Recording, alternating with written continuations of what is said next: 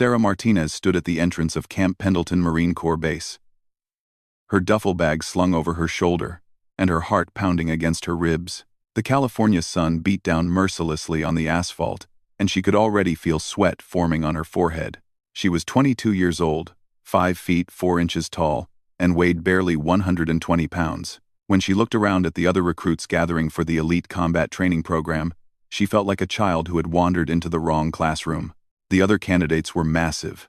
Men with necks as thick as tree trunks, women who looked like they could bench press a car, and everyone seemed to carry themselves with the kind of confidence that comes from years of athletic training or military experience. Sarah had neither. She had grown up in a small town in New Mexico, the daughter of a seamstress and a mechanic. She had never played competitive sports, never been in a fight, and had only decided to join the Marines 6 months ago after watching a documentary about female soldiers. Her recruiter had been skeptical. He had looked her up and down, noted her thin frame and soft hands, and asked her 3 times if she was sure about her decision. But Sarah had been sure. She had always been sure about things, even when everyone around her thought she was crazy. When she was 10, she decided she would learn to play the guitar, even though her family could not afford lessons. She taught herself using library books and YouTube videos. When she was 16, she decided she would go to college even though no one in her family had ever graduated high school. She worked 2 jobs, saved every penny, and earned her associate degree while her classmates were still deciding what to do with their lives. Now she had decided she would become a Marine, and not just any Marine. She wanted to be in the infantry, on the front lines, doing the hardest work the Corps had to offer. The combat training program she had been accepted into was designed to prepare Marines for the most demanding combat roles. Only 30% of candidates completed it. For women, the success rate was even lower. The drill instructor who met them at the assembly area was exactly what Sarah had expected. Gunnery Sergeant James Rooker was 6 feet 2 inches of pure intimidation. His voice could crack concrete. His eyes could freeze fire. And his reputation preceded him like thunder before a storm. He had been an instructor at Camp Pendleton for 8 years and had personally trained over 2,000 Marines. He was known for being fair but brutal, honest but harsh, and he had never been accused of going easy on anyone. Rooker walked down the line of new recruits, his boots clicking against the pavement with military precision. He stopped in front of each candidate, looked them up and down, and moved on without a word. When he reached Sarah, he stopped for a longer moment. His eyes traveled from her boots to her face, taking in every detail. Then he did something unexpected. He laughed. It was not a cruel laugh, but it was not kind either. It was the laugh of someone who had seen a joke and could not help but react. "Martinez," he read from his clipboard. "Sarah Martinez, 5/4/1/20. Is that correct?"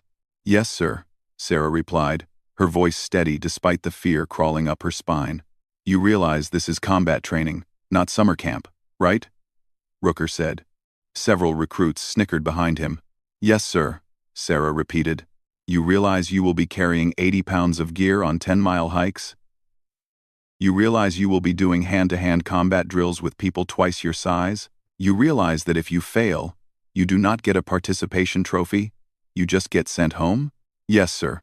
I understand all of that, sir."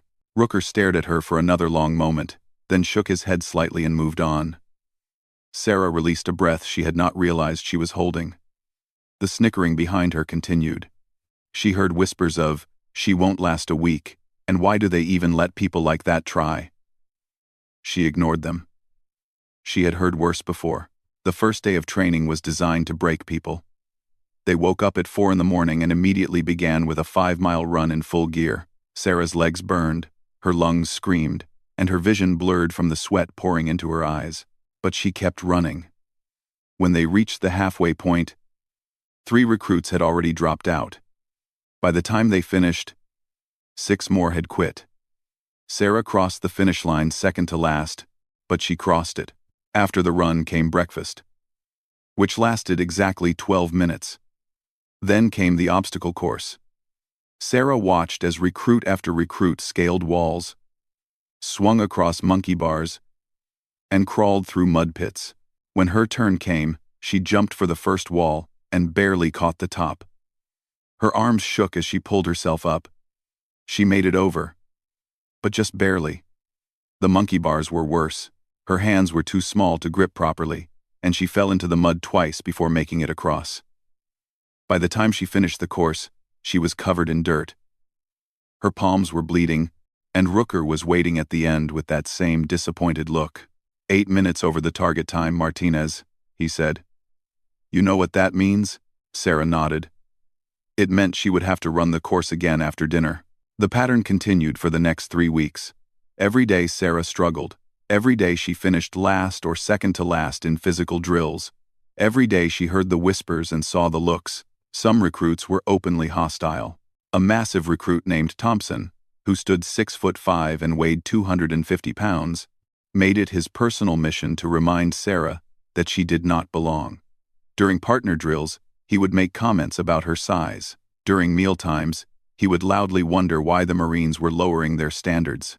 During free time, he would tell stories about female recruits who had tried and failed before. But Sarah also discovered something during those first weeks. While she was not the strongest or the fastest, she was stubborn.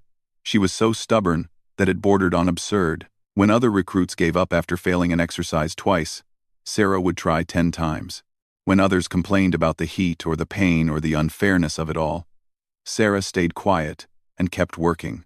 When others went to bed early to rest, Sarah stayed up studying the training manual, memorizing techniques, learning everything she could about combat tactics and military strategy. There was one exercise in particular where Sarah began to show potential. The Marines taught several styles of hand-to-hand combat, but the core system was the Marine Corps Martial Arts program. It combined techniques from various fighting styles, emphasizing practical moves that could be used in real combat situations. The training focused on strikes, throws, chokes, and joint manipulations. It was not about being the strongest. It was about being the smartest, the fastest, the most technical. During the first few combat drills, Sarah was terrible. She got thrown around like a rag doll. She could not generate enough power to hurt anyone. She got pinned, choked out, and submitted more times than she could count. But she noticed something. The bigger recruits relied on their strength. They would muscle through techniques, using raw power instead of proper form. They could get away with it because they were fighting people their own size. But their technique was sloppy. Sarah started staying after training sessions to practice. She would review videos of professional fighters, studying how smaller competitors defeated larger opponents. She learned about leverage, about using an opponent's momentum against them, about targeting weak points. She practiced movements over and over until they became automatic. She worked on her speed, knowing she would never match the others in strength. The instructors noticed her dedication. Sergeant Ramirez, who taught the combat classes, started giving her extra pointers. He showed her how to slip punches, how to shoot for takedowns properly, how to apply submissions with maximum efficiency. He never went easy on her, but he taught her things he did not teach the others because he could see she was actually listening. By the end of week 4, Sarah could complete the obstacle course within the target time. By the end of week 5, she was no longer finishing last in runs. Her body was adapting, getting stronger, getting faster. But more importantly, her mind was sharpening. She was learning to think like a fighter. The real test came during week 6. Every Friday, the training program held sparring sessions. These were not gentle practice rounds. These were full-contact fights with minimal protection. Recruits wore mouth guards and groin protection, but that was it. The matches lasted 3 minutes, and the goal was simple: prove you could handle yourself in a real fight. Sarah had been dreading Friday sparring since day 1. She had managed to avoid being selected for the first 5 weeks by staying in the middle of the pack during drills. But her luck ran out on week 6. During the Wednesday training session, Thompson made another comment about her. Something about how she was only still there because the instructors felt sorry for her. Sarah had finally had enough. "If you have a problem with me, we can settle it in the ring," she said, her voice loud enough for everyone to hear. The training yard went silent. Thompson turned to look at her, a slow smile spreading across his face. "You want to fight me? Seriously?" Friday sparring. You and me. Unless you are scared. Thompson laughed, and several other recruits joined in. Scared? Of you? Little girl? I will put you in the hospital. Then prove it, Sarah said. Rooker, who had been watching from the side, stepped forward. You sure about this, Martinez? Thompson outweighs you by over 100 pounds. This is not a game. I am sure, sir, Sarah said. Rooker nodded slowly. All right then.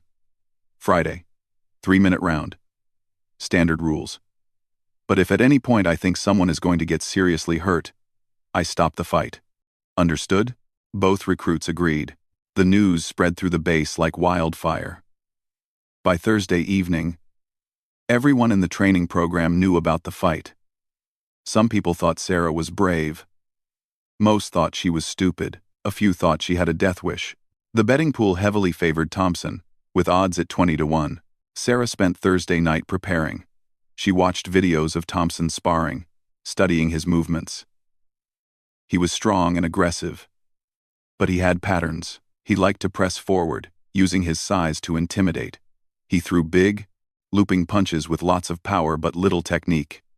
He left his legs open. He dropped his hands when he got tired. He was predictable. Friday morning arrived with clear skies and temperatures already climbing toward 90 degrees. The sparring ring was set up in the main training yard, surrounded by the entire company of recruits. Rooker stood in the center, waiting. Thompson arrived first, shadowboxing and talking trash to anyone who would listen. He wore shorts and a tank top, his muscles on full display. He looked like a superhero. Sarah arrived wearing a simple t-shirt and training pants. She looked like someone who had accidentally wandered into the wrong place. The contrast was almost comical. When she stepped into the ring, someone actually laughed out loud. Rooker called both fighters to the center. This is a sparring match, not a street fight. No eye gouging. No groin strikes. No biting. If someone taps or says stop, you stop immediately. If I say stop, you stop immediately. Fight ends when time expires or someone cannot continue. Touch gloves and go to your corners. Thompson extended his fist, grinning. Try not to cry too much when this is over. Sarah tapped his glove without responding. She walked to her corner, rolled her shoulders, and took a deep breath. Her heart was racing, but her mind was clear. She had a plan. She just needed to execute it. The whistle blew, and Thompson came forward like a freight train. Thompson charged across the ring with his fists raised high. Sarah could feel the ground shake with each step he took. The crowd of recruits pressed closer, hungry for violence. Most of them expected this to be over in seconds. Some were already preparing the jokes they would tell later. Thompson threw his first punch, a massive right hook that could have knocked out a bull.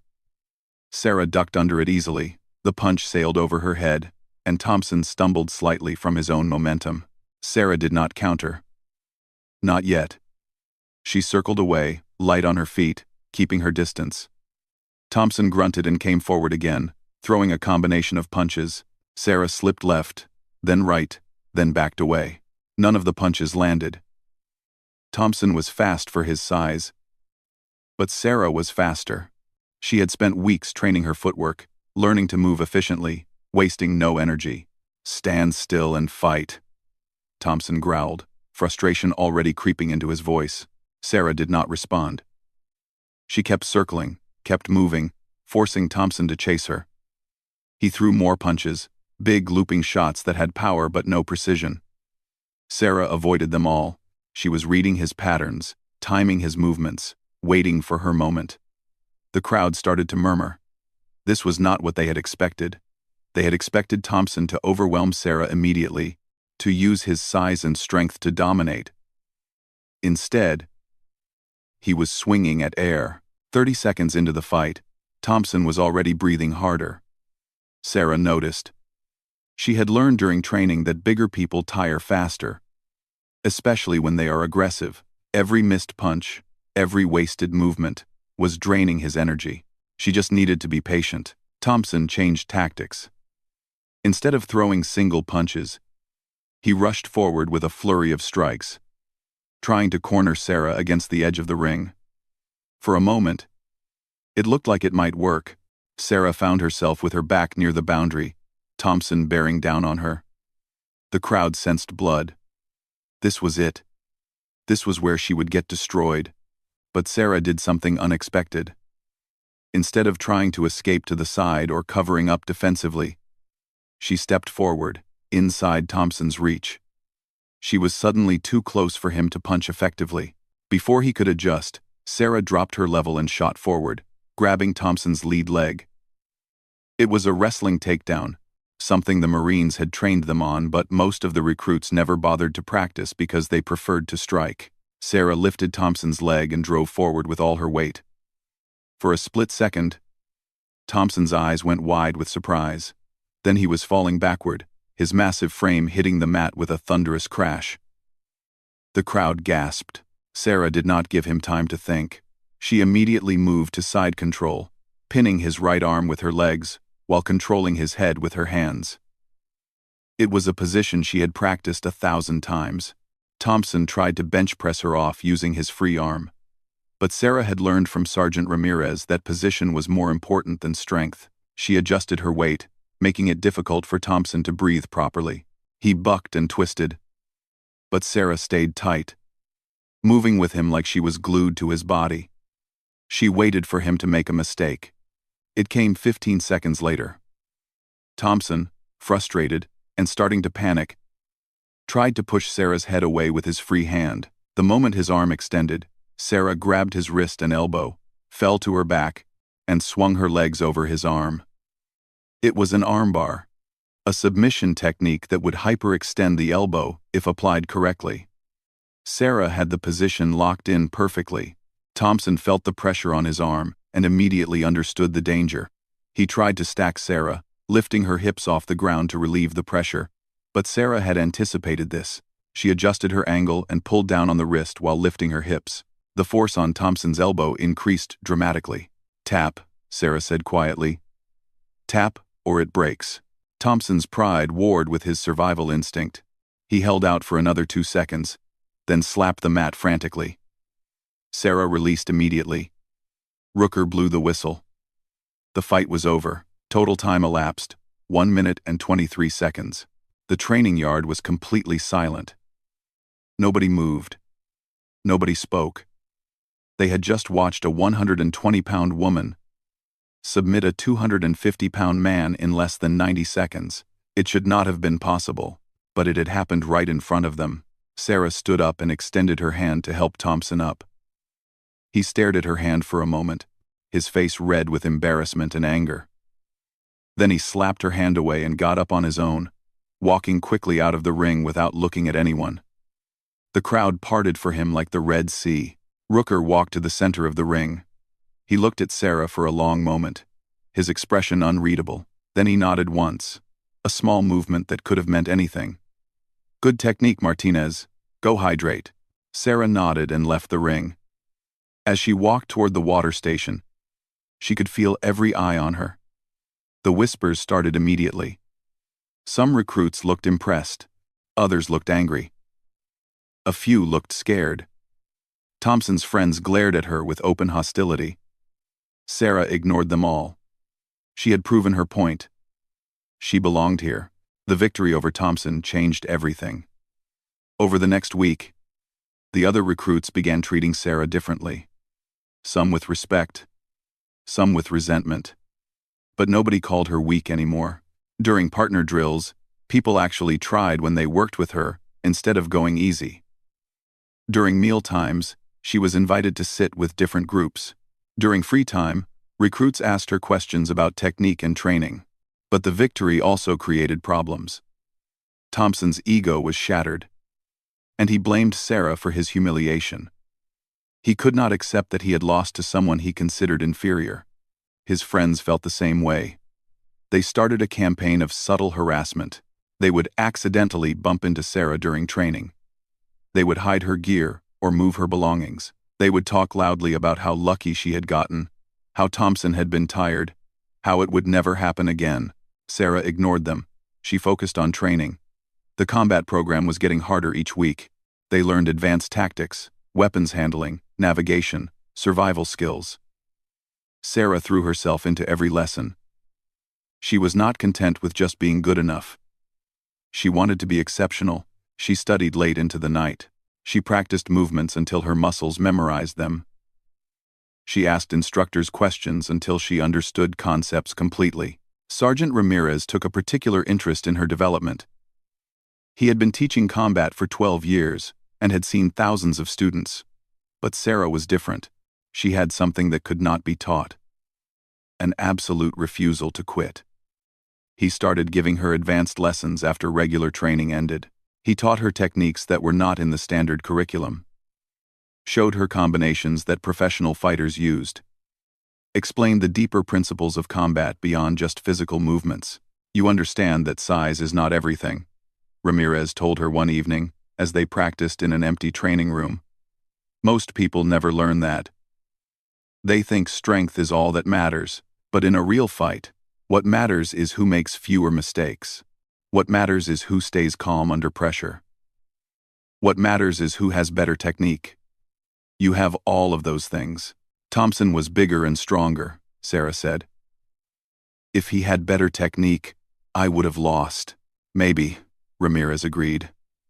"But he did not have better technique. And do you know why?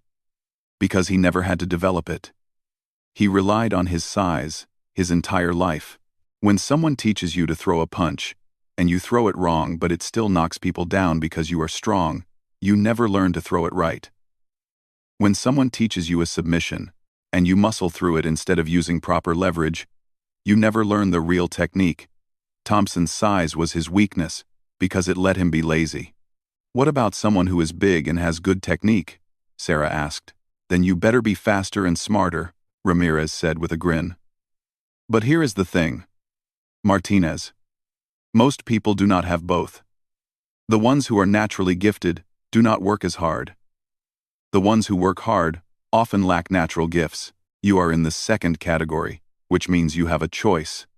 You can work twice as hard and become average, or you can work 4 times as hard and become exceptional. Which do you want?"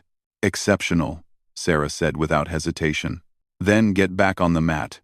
We have work to do." The training program continued through weeks 7, 8, and 9. Sarah's progress was steady and undeniable. She was no longer the weakest recruit. She was not the strongest either, but she had carved out her own identity. She was the technical fighter, the student who understood the science behind the violence. When recruits had questions about technique, they came to Sarah. When someone could not understand a concept, Sarah explained it in simple terms. But Thompson and his friends had not forgotten. They had been planning something. In week 9, during a field exercise where recruits had to navigate through a mock combat scenario, Thompson made his move. The exercise took place in a dense training area with limited visibility. Recruits worked in pairs, moving through the course while instructors played enemy combatants. It was meant to be challenging but safe. Sarah was paired with a quiet recruit named Collins.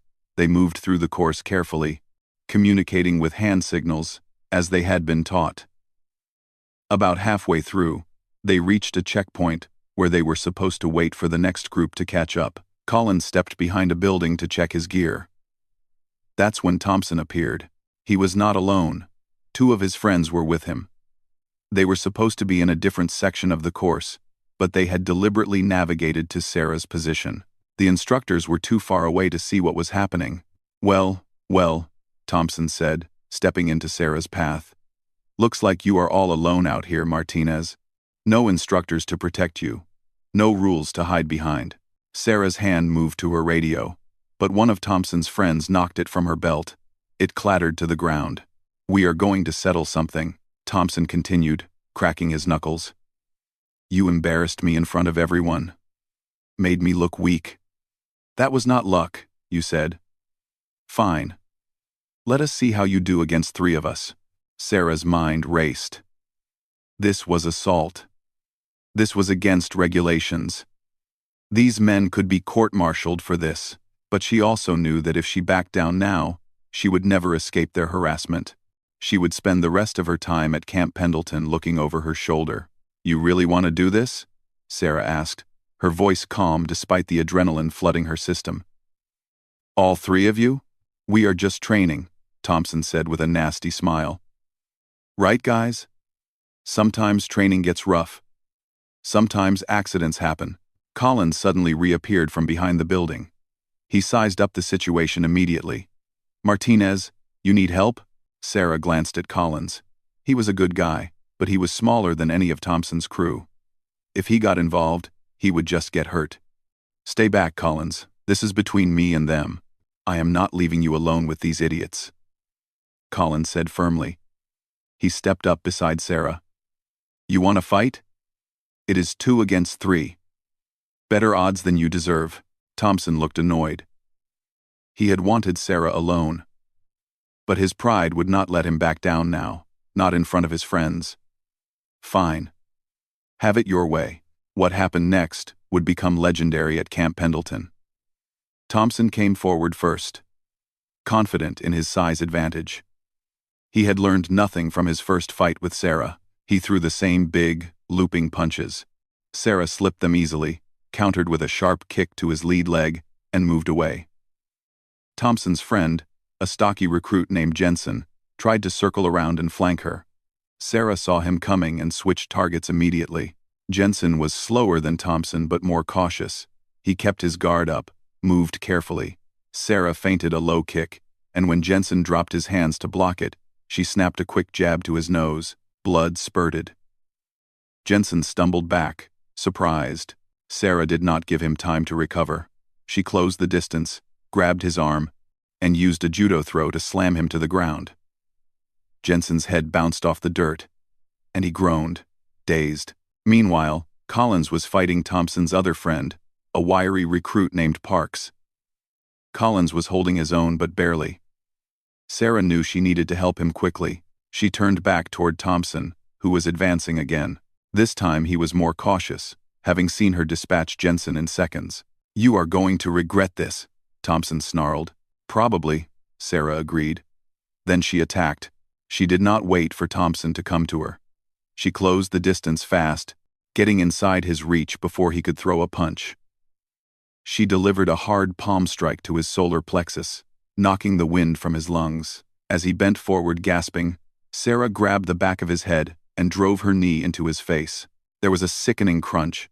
Thompson's nose exploded in blood, and he dropped to his knees. Sarah immediately pivoted toward Parks, who had just managed to take Collins down.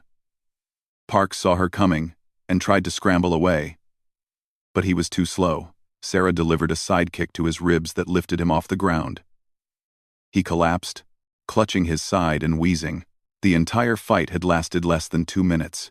4 men had attacked Sarah and Collins, and now 3 of them were on the ground. Jensen was still dazed, blood running from his nose. Thompson was on his knees, both hands covering his shattered nose, blood pouring between his fingers. Parks was curled in a ball, struggling to breathe through what Sarah suspected were broken ribs. Collins stood next to Sarah, his eyes swelling but otherwise intact. The sound of boots on gravel made both of them turn. Gunner Sergeant Rooker appeared around the corner, along with 2 other instructors. They must have heard the commotion or noticed that recruits were missing from their assigned positions. Rooker's eyes swept the scene, taking in the 3 injured men on the ground and Sarah and Collins standing over them. What in the hell happened here? Rooker's voice could have cut through steel. Thompson tried to speak, but with his broken nose, he could barely form words. It came out as a wet, garbled mess. Jensen slowly sat up, still looking confused. Parks just groaned. Nobody said anything that made sense. Collins, Martinez, report. Now. Rooker's tone left no room for discussion. Collins looked at Sarah, uncertainty in his eyes. Sarah knew they had a choice.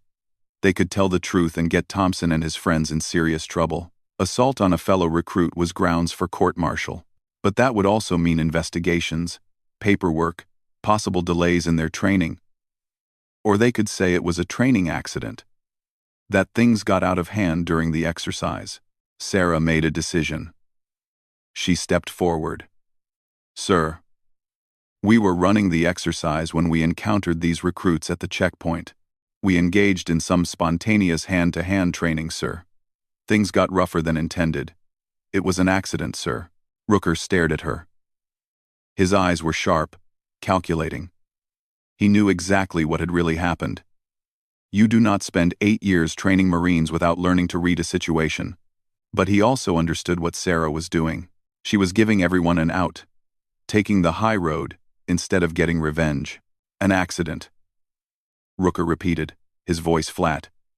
You accidentally broke Thompson's nose. You accidentally put Jensen on the ground. You accidentally broke Parks's ribs. All by accident. Yes, sir. Training accidents happen, sir. You said so yourself.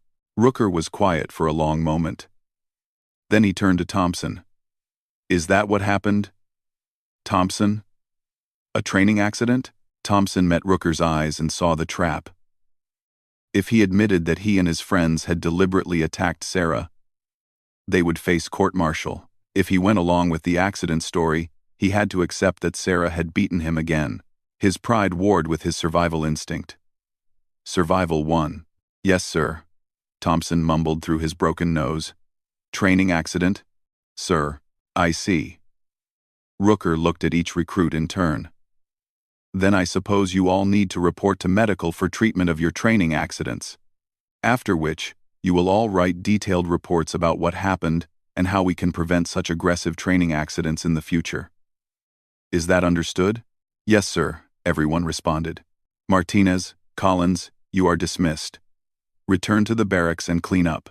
We will discuss this later. Rooker's tone made it clear that discuss meant something very different from what he was saying out loud. Sarah and Collins jogged back toward the barracks. Neither spoke until they were far enough away that no one could hear them. Then Collins let out a long breath.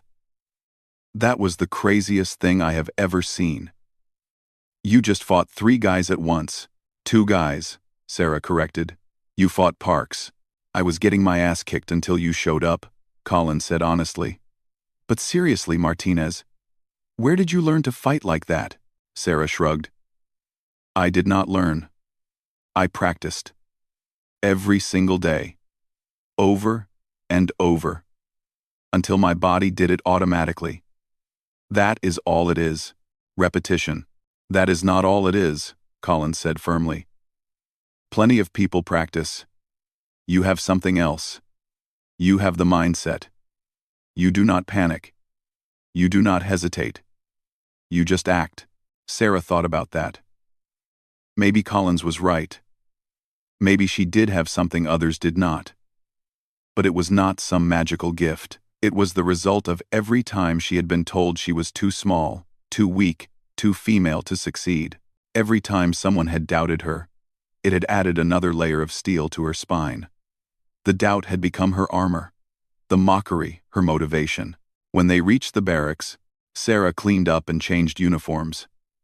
She examined her hands. Her knuckles were bruised, and her palms had some scrapes, but nothing serious. Collins had a black eye forming, but he was smiling like he had just won the lottery. We just became legends, he said. You know that, right? By tomorrow, everyone will know what happened out there. They will know a training accident happened, Sarah said. That is all. But Collins was right. By dinner time that evening, every recruit in the program had heard some version of the story. The details varied wildly. Some people said Sarah had fought 5 men, others said 10. Some claimed she had knocked everyone out with single punches. Others said she had used weapons. The truth was impressive enough, but rumors always grow in the telling. The reaction was mixed. Some recruits treated Sarah with newfound respect bordering on awe. Others resented her even more. Thompson's closest friends looked at her with barely concealed hatred, but nobody called her weak anymore. Nobody suggested she did not belong. Nobody laughed when she walked by. Rooker called Sarah to his office the next morning. She stood at attention in front of his desk while he read through reports on his computer. He did not speak for several minutes. Sarah waited, her heart pounding. Finally, Rooker leaned back in his chair and looked at her. I have been training Marines for 8 years, Martinez. In that time, I have seen thousands of recruits come through this program. Most of them are forgettable. They do what they are told. They complete their training. They become average Marines. Some wash out because they cannot handle the physical demands. Some wash out because they cannot handle the mental pressure. A very small number stand out as exceptional. He paused. Sarah said nothing. You are exceptional, Martinez. Not because you won a couple of fights. I have seen plenty of good fighters. You are exceptional because you understand something most people never learn. You understand that limitations are often self-imposed. You were told you were too small, too weak, too female. And instead of believing it, you proved it wrong. Not by complaining about unfairness, not by demanding special treatment, but by working harder than everyone else. Thank you, sir, Sarah said, unsure what else to say. Do not thank me yet, Rooker continued. Because here is what is going to happen. The story of what you did is spreading. Word travels fast on a military base. Soon, people outside this training program will hear about it. Some will be impressed. But others will see it as a challenge. You have painted a target on your back, Martinez. For the rest of your time here, there will be people who want to prove that you just got lucky, that you are not as good as everyone says. Some of them will be friendly about it. Others will not. Sarah nodded slowly. She had not thought about that. What should I do, sir? You keep doing exactly what you have been doing. You keep training. You keep improving. And when someone challenges you, you prove them wrong. Again and again, until nobody questions your place here anymore. Rooker stood up and extended his hand. You are going to graduate from this program, Martinez. I am certain of that now. And when you do, you are going to become the kind of Marine that others look up to. But the road is going to be hard, harder than it would be for most people. You ready for that? Sarah shook his hand firmly. Yes, sir. I am ready. The remaining weeks of the combat training program were exactly as Rooker had predicted. Sarah faced challenge after challenge. During sparring sessions, opponents came at her with everything they had, desperate to be the one who finally beat her. She won most of those fights. She lost a few. But even in defeat, she earned respect by refusing to quit. By getting back up no matter how many times she got knocked down. Thompson never challenged her again. His broken nose healed, but his confidence never fully recovered. He completed the training program but barely. Jensen dropped out in week 11, unable to handle the pressure. Park stayed but avoided Sarah completely. The three of them had learned a lesson about underestimating people. Sarah threw herself into every aspect of training with renewed intensity. She became the top student in combat tactics. She excelled in weapons training. She scored highest in her class on written exams about military strategy. She completed the obstacle course faster than 90% of recruits. She ran the final evaluation 20-mile hike with full gear in under 4 hours, a time that would have been impressive for someone twice her size. The final week of training culminated in a comprehensive test that combined everything they had learned. Recruits had to navigate through a complex scenario that included physical obstacles, combat situations, strategic decisions, and endurance challenges. It was designed to push everyone to their absolute limit. Only 70% of recruits who made it to the final week actually passed the final test. Sarah approached the test with the same methodical focus she brought to everything. She studied the terrain maps. She reviewed combat techniques. She made sure her gear was perfectly organized. When test day arrived, she was as ready as she could possibly be. The test lasted 14 hours. Sarah navigated through dense forest terrain, climbed obstacles, engaged in multiple combat scenarios against instructors playing enemy combatants, solved tactical puzzles, treated simulated casualties, and completed a final 10-mile run while carrying a wounded teammate on a stretcher. Her body screamed in protest. Her muscles burned. Her lungs felt like they were filled with fire. But she did not stop. She did not slow down. She crossed the finish line and collapsed immediately afterward, completely spent. When the scores were posted the next day, Sarah had placed third overall in the entire training company. Out of 100 recruits who had started the program, only 32 had made it to graduation day. Sarah Martinez, the woman who had been laughed at on day one, the woman who had been called too weak and too small, had not only survived but thrived. Graduation day was a formal ceremony with families invited to watch. Sarah's parents made the long drive from New Mexico. Her mother cried when she saw her daughter in uniform. Her father, a quiet man who rarely showed emotion, hugged her tightly and whispered, "I am so proud of you," in her ear.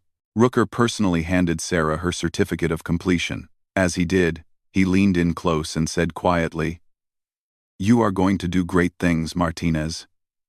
Remember that the only limitations that matter are the ones you accept." After the ceremony, other Marines approached Sarah to shake her hand and offer congratulations. Some were instructors who had trained her. Others were fellow graduates who had witnessed her journey. A few were senior Marines who had heard the stories and wanted to meet the legendary recruit who had knocked out multiple opponents. Collins found her near the end of the reception. His eye had healed completely, leaving just a faint yellow bruise. "So what is next for you, Martinez? Where are they sending you?" "Infantry unit deploying to Okinawa," Sarah said. "I requested forward deployment. I did not go through all this to sit behind a desk." "Of course you did," Collins laughed. "I should have known. If you ever need someone to watch your back in a fight, you know where to find me." "You already watched my back once," Sarah said. "That makes you all right in my book, Collins." They shook hands, and Collins walked away to find his own family. Sarah stood alone for a moment, looking out over Camp Pendleton. The California sun was setting, painting the sky in brilliant oranges and purples. She thought about the journey that had brought her here. Every person who had doubted her. Every obstacle she had overcome. Every moment when quitting would have been easier than continuing. She had proven them all wrong. Not just Thompson and his friends, but every person who had ever looked at her small frame and assumed she was weak. She had proven that strength was not just about muscle and size. Strength was about refusing to accept other people's limitations. Strength was about working when everyone else rested. Strength was about getting up one more time than you got knocked down. Sarah Martinez had been called weak in training. She had been mocked, harassed, and attacked. And she had responded by knocking out multiple Marines, by becoming one of the top graduates in her class, by earning the respect of instructors and fellow recruits alike. She had not just survived the combat training program. She had conquered it. As she walked toward the parking lot to find her parents, Sarah smiled. This was just the beginning. The real test was still ahead, in actual combat situations, in real deployments, in the ongoing challenge of proving herself in a world that would always doubt her first and believe her second. But she was ready. She had been ready since the day she decided to become a Marine, and nothing anyone said or did would ever make her doubt herself again. Years later, when other female recruits struggled with doubt, when they questioned whether they were strong enough or good enough to succeed in combat roles, their instructors would tell them about Sarah Martinez. They would tell them about the woman who was laughed at on her first day, who was called weak and small and inadequate. They would tell them about how she practiced when others slept, how she studied when others relaxed, how she fought when others would have given up. They would tell them about the day she knocked out multiple Marines who thought they could intimidate her, about how she graduated near the top of her class despite starting as the most doubted recruit in the company. And those future recruits would listen to the story and understand that the only person who could really stop them was themselves. They would learn that limitations are often lies we tell ourselves, that potential is measured not in current ability, but in willingness to improve.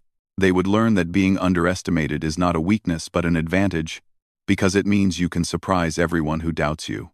Sarah Martinez had become a legend not because she was the strongest or the fastest, but because she refused to let anyone else define what she could accomplish.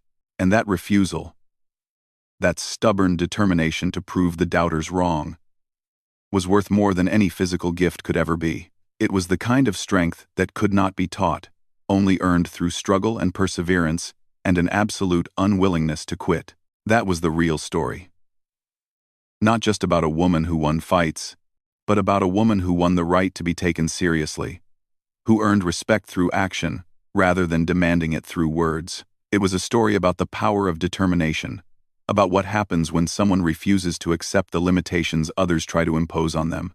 And it was only the beginning of her journey.